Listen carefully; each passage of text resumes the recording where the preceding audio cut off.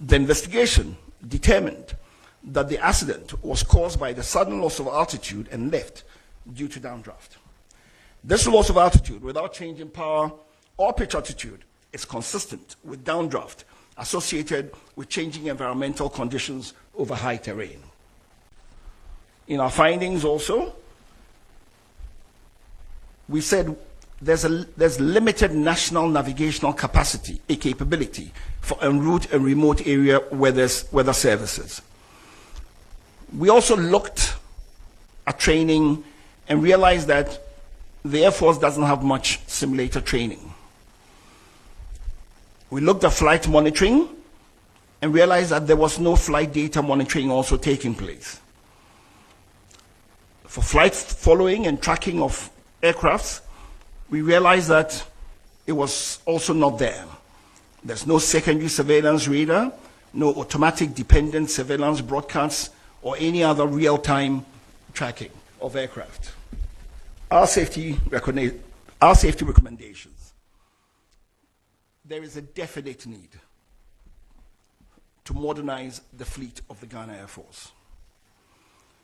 We have recommended that the Air Force acquire modern aircraft with terrain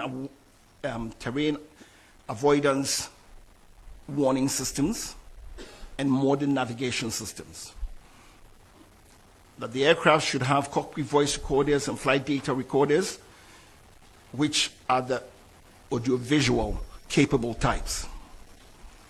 That the Air Force should invest in simulators for recurrent training. That they contract certified aviation weather provider or providers, and that Ghana as a nation should try to have en route navigational aids, especially in remote areas. The Air Force should seriously consider establishing flight data monitoring and en route tracking systems.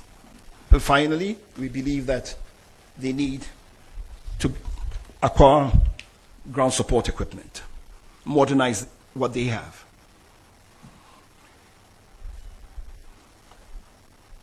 In conclusion, the helicopter accident was an unfortunate and sudden weather-related accident. Implementing the safety recommendations will prevent the reoccurrence of future accidents.